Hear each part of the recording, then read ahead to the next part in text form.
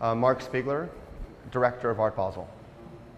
We have several directors, but I'm the director at the global level, which means that I'm in charge of the whole organization worldwide. It's been an organization which has developed a lot since I started. I started in 2007, so I just passed my 8-year mark. And in the time that I've been there, it's grown from being roughly 15 people to being more than 75 who are working actively on a day-to-day basis, including the full-time staff, but also a lot of people who work for us, all over the world, representing us with VIPs and press and that kind of thing. What this means is that basically, in the end, I'm sort of responsible for the 3 shows that we do in Hong Kong, Miami Beach, and Basel, but also other projects, like for instance, our crowdfunding initiative that we launched with Kickstarter a year ago, the social media work that we do online, the talks and conversations that we have, and so on and so forth.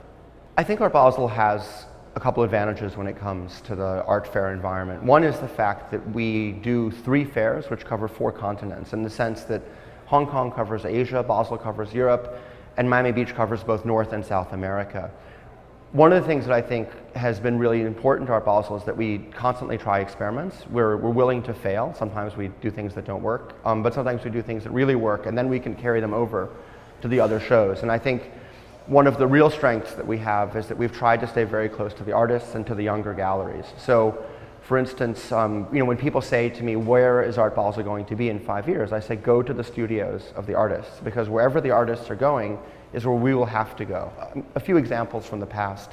In 2000, we introduced the Unlimited sector, which was a place where, for people who know the show well, obviously you know this, Unlimited is a place where works which don't fit in a traditional fair booth have a space within the context of an art fair. These works may be huge videos, they may be huge installations, they may be works which are loud or smoky or smell funny or have huge lines. But the point is that because the artists were making this kind of work, it was important that we also had a place for it. Likewise, in both Miami Beach and in Basel, we have a lot of possibilities for artists working outside within the public realm. And we've also done a lot of work with performance and film, for example. So as the artists have gone into these areas, we have followed them and tried to make a platform for that work. To say where Art Basel will be in 5 years, you have to really look at the last 45 years. So in a sense, the first wave of Art Basel's existence within the art world was one that was primarily a sales platform. It was one that was focused on what was happening within the halls. And it was really about just connecting sellers and buyers. And that lasted from about 1970 to 1995.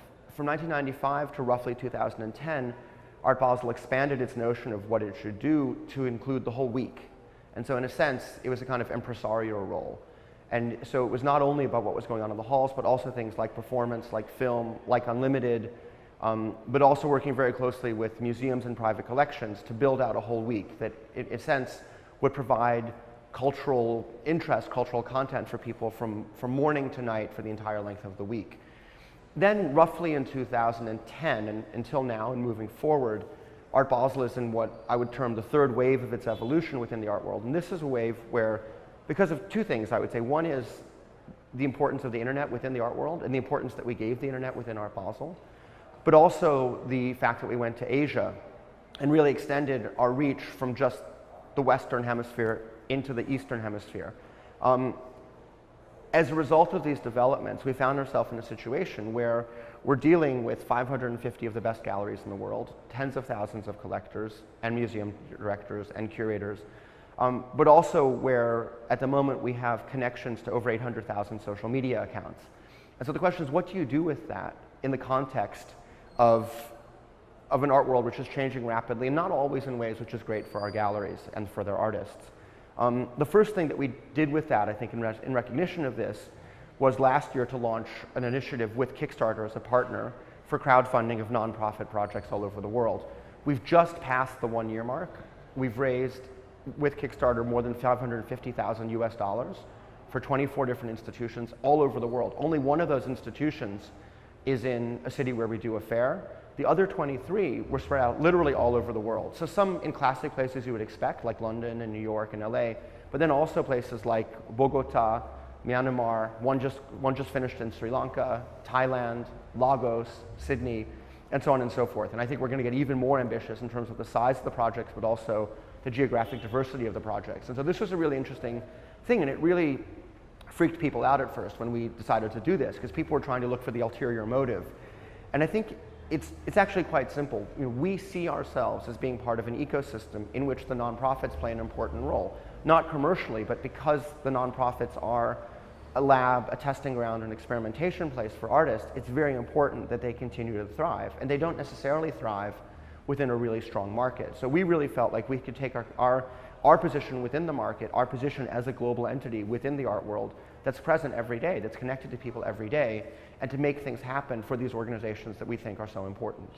No, we have no intention of doing a fourth Art Basel Fair anytime soon, for a couple of reasons. One is that, you know, with our 3 fairs, we cover 4 continents. The other is, and maybe much more fundamentally, that what Art Basel is known for is the quality of the art that's there. If the quality of the art isn't there, then immediately our reputation will suffer, and it won't be the same thing. It would still be an Art Basel Fair, but it would be a poor representation. And so if you add a 4th fair, quite logically, there are two possibilities. One is that the 4th fair is of a much lower quality than the other 3 fairs, so it's only an Art Basel Fair in name. And the other would be that all 4 fairs would drop in quality, and they would become mediocre. Instead of having 3 great fairs, you'd have 4 mediocre fairs. So obviously neither one of these is a possibility that we want to have happen. And so our real focus is what we can do between the fairs for the art world, for the galleries, for their artists, and not trying to do a 4th Art Basel Fair somewhere else on earth. It's really hard to say how things develop. Obviously, I think one of the most interesting developments in recent times is what people call the boutique art fairs. Fairs which are much smaller than traditional fair have been. You know, some are as small as 20 galleries, maybe up to 70 galleries. And it's a very different model. Obviously, it's a fair that you can see much more quickly. It's also a fair that's much more focused. But economically, it hasn't always made sense for people. So the question is, on the one hand, this is a fair which can be very good for galleries and for collectors, but if it doesn't work for the fair organizers, it won't thrive. But you know, that being said, I can imagine a world in which the big international fairs, like the Art Basel fairs, like the Frieze fairs, like FIAC or TEFAF, for example, will have a very important role to play, and so will the boutique fairs. And the question is more, what does the kind of mid-level regional fair do? What is its role within the art world? What is the value that it can give to the galleries? And I think that's something which people are wrestling with a lot, you know, is how do you do a regional fair that makes sense for everybody involved? On the one hand, the art market gets bigger every day. On the other hand, it gets more varied and complex, you know. So, you know, on the one end of the market, you have obviously the sort of what people would call the billionaires market, you know, the auctions where you have, you know, literally hundreds of millions of dollars of artworks being sold in a single evening. Sometimes, you know, there are works which are well over 100 million in and of themselves. But you shouldn't get confused with this within the broader market. For instance, the data from last year shows that in 2014, 1,300 works represented 48% of the total market value of what was being sold. So basically, what you're seeing is that a very small number of artworks and artists are representing a huge percentage of the sales. But that's not what we do, right? That is you're talking there about a few hundred artists. You know, each of the Art Basel fairs has thousands of artists that are present. And some of their works sell for over $1 million, but many sell for 5,000 euros or dollars or whatever currency you want to use.